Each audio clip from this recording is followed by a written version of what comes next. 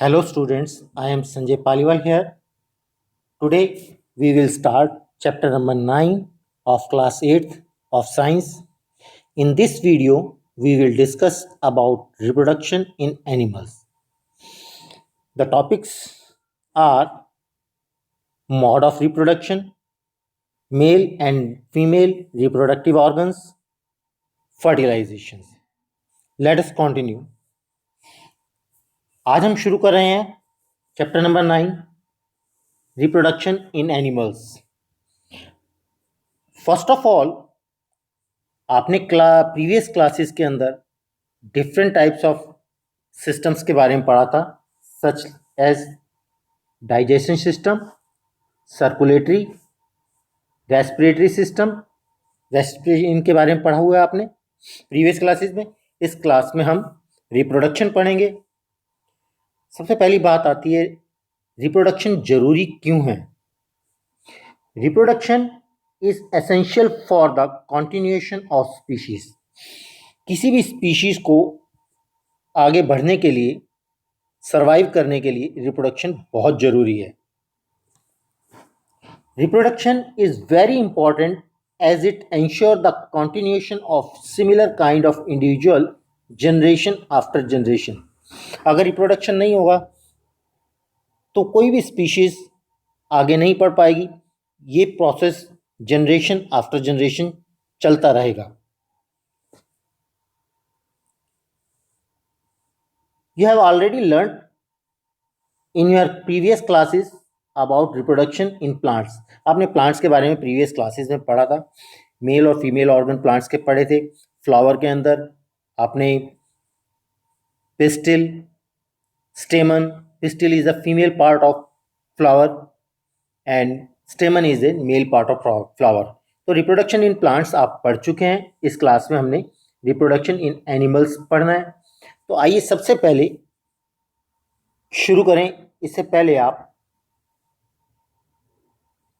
कुछ young ones के नाम जानेंगे. जैसे ह्यूमन के बच्चे को बेबी कहते हैं, ऐसे ही कैट के बेबी को बोलेंगे kitten. Dog puppy, butterfly caterpillar,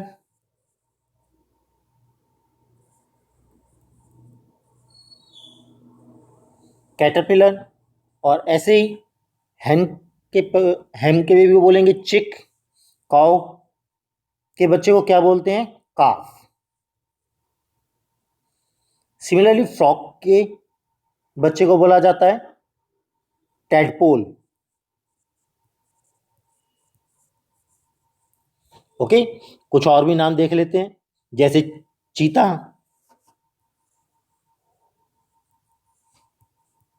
इसके बेबी को कब. क्रेन के बेबी को चिक.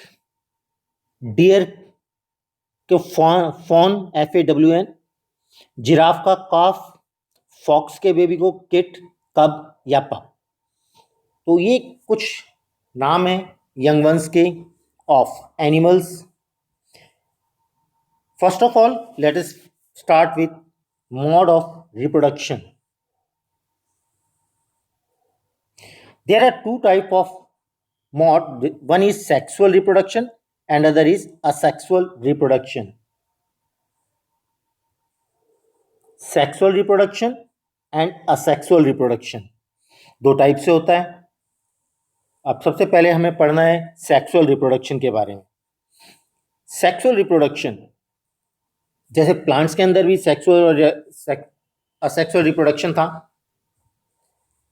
The type of reproduction beginning from the fusion of male and female gametes is called sexual reproduction.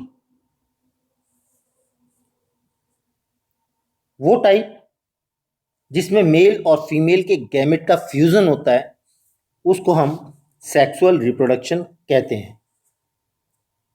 आगे चलते हैं. Male reproductive organs. अब हम पढ़ेंगे मेल रिप्रोडक्टिव ऑर्गन्स के बारे में. अब आपके सामने एक डायग्राम है, आप इसे देख पा रहे होंगे. That is A male reproductive organs. इसके अंदर मेन तीन पार्ट होते हैं, एक होता है स्पर्म डक्ट, दूसरा पेनिस और तीसरा टेस्टिस। मैं आपको बताता हूं, अभी देखिए आप। Their testis, this tube is known as sperm duct and this part is known as penis. That is a male reproductive organ. The male reproductive organ includes a pair of testes, singular or testis, two sperm ducts, and a penis. There are two sperm ducts, number one and that is number two. There are two testis, number one and that is two, and only one, that is a penis. The testis produce the male gamete called sperm.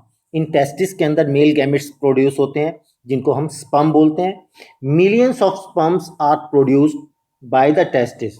एक बार में testis millions of sperms produce करता है, which shows in this picture of sperm. अब देखिए आपके सामने ये एक स्पर्म का डायग्राम है।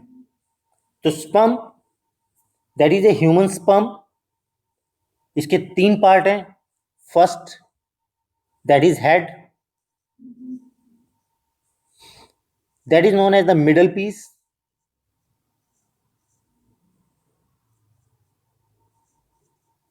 And the third part is tell.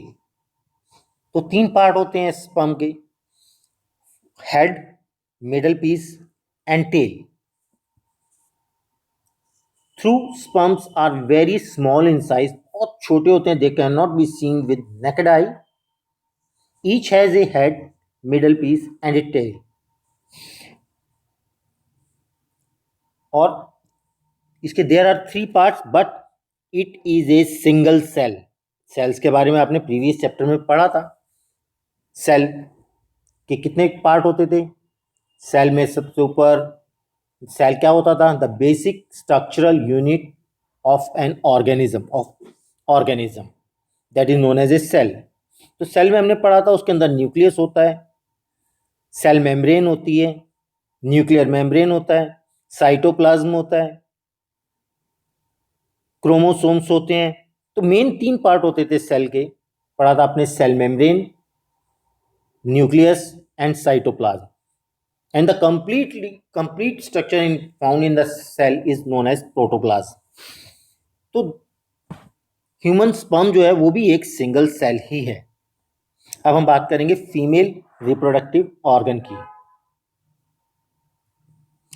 Female reproductive organs, female reproductive organs are a pair of ovaries, oviducts, जिसे हम फैलोपियन ट्यूब भी बोलते हैं, एंड द यूट्रस। तो there are three parts, one is ovary, oviduct and uterus. देखिए आपके सामने there are, that is a ovary, और उसके बाद दैट इज ओविडक्ट। ओविडक्ट है, जैसे उसके मेल रिप्रोडक्टिव ऑर्गन के अंदर स्पर्म डक्ट होता था, ऐसे इसके अंदर ओविडक्ट है। और फीमेल्स के अंदर एक सेंट्रल पार्ट है that is known as uterus. तो there are three parts, one is ovaries, there are two ovaries, oviduct जिसे फैलोपियन ट्यूब भी बोलते हैं, एंड यूट्रस। तो आपने दोनों के दोनों mail and female reproductive organs के बारे में देख लिया है। दोनों में तीन तीन पार्ट है। मेल रिप्रोडक्टिव ऑर्गन्स के अंदर स्पर्म डक्ट, पेनिस और टेस्टिस होते थे। ऐसे ही फीमेल रिप्रोडक्टिव ऑर्गन के अंदर uterus, ovary and oviducts. Female gametes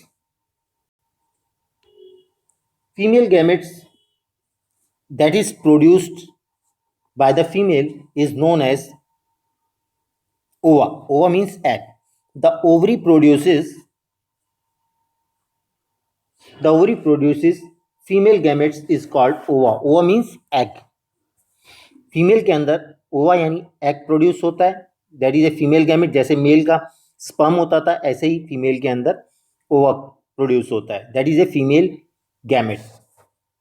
In human beings, a single mature egg is released into the oviduct by one of the ovaries every month.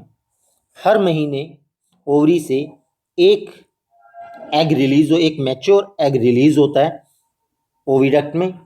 Uterus is the part where the development of baby takes place. Uterus वो part होता है जिसके अंदर development of baby होता है, यानी बच्चे का जो डेवलपमेंट होता है वो यूट्रस के अंदर होता है. Like sperm and egg also is single cell. तो एग भी एक सिंगल सेल है, इसके सेंटर में आपको दिख रहा है, दैट इज ए न्यूक्लियस. अब हमारा तो हमने दो बातें पढ़ी. Number one, male gametes produce करते हैं स्पर्म और फीमेल गैमेट्स प्रोड्यूस करते हैं ओवा. अब आपका नेक्स्ट पार्ट आता है fertilisation. Fertilisation, what is fertilisation? The first step in the process of reproduction is fusion of sperm and ovum. तो सबसे पहला फर्टिलाइजेशन का प्रोसेस होता है fusion of sperm and ovum, यानी स्पर्म और ओवम का मिलना. When sperm comes in contact with an egg, जब एक स्पर्म एग के कांटेक्ट में आता है, वन ऑफ द स्पर्म्स में फ्यूज विद द एग. उन बहुत सारे स्पर्म्स में से सिर्फ एक ही स्पर्म उस एग को फ्यूज कर पाता है, उसके अंदर जा पाता है. Such fusion of the egg and the sperm is called fertilization. जब उसका फ्यूजन होता है, जब कोई उसके अंदर एक स्पर्म एक एग में जा पाता है तो उसे बोलते हैं फर्टिलाइजेशन. तो fertilisation is what? The fusion of sperm and egg is known as fertilisation. Sperm is a male gamete and ova is a female gamete. जब इनका फ्यूजन होता है that is known as fertilisation. अब एक देखिए diagram में देखिए, तो यहाँ पर देयर आर 3 स्पर्म आपको दिखाए हुए हैं, नंबर 1, नंबर 2, नंबर 3. इनमें से एक ही एंटर कर पाता है ओवम में. इसको प्रोसेस को बोलते हैं फर्टिलाइजेशन. जब एक स्पर्म एक ओवम के अंदर पहुंच जाता है that is known as fertilisation. उसे फ्यूज कर पाता है, उसे तोड़ के अंदर जा पाता है, that is known as fertilisation. अब इससे आगे देखिए, during fertilisation the nuclei of the sperm and egg fuse to form a single nucleus. तो दोनों के दोनों, अब आपको मालूम है कि स्पर्म हो या ओवम हो, दोनों के दोनों ही सिंगल सेल हैं.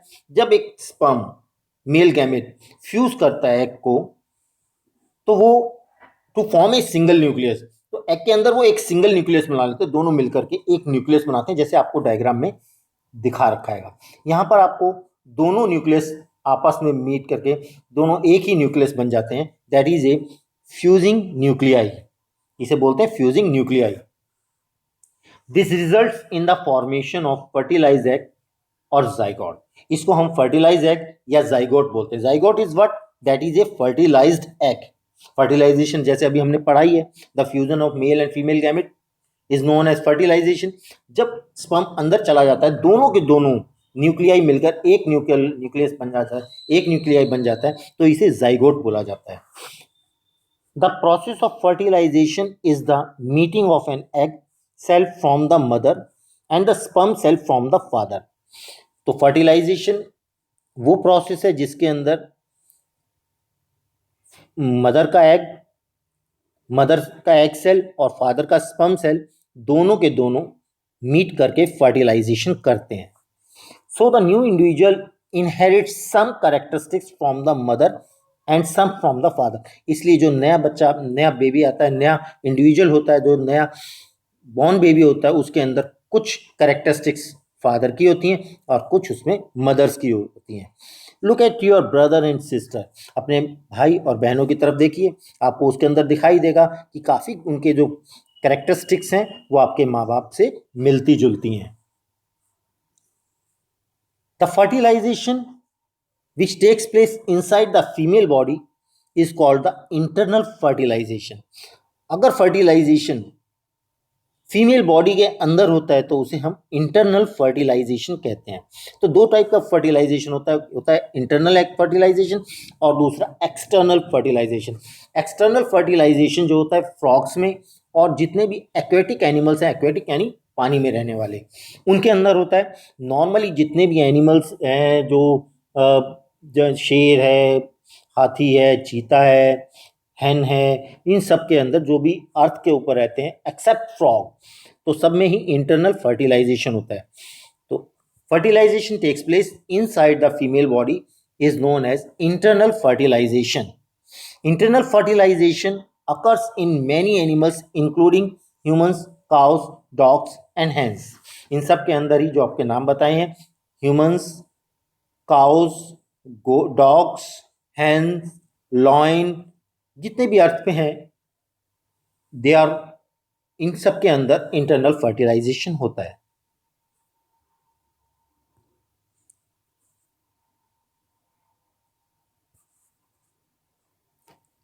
तो आज हम बस इतना ही पढ़ेंगे, इससे आगे का चैप्टर अपने नेक्स्ट वीडियो के अंदर कवर करेंगे। Thank you very much.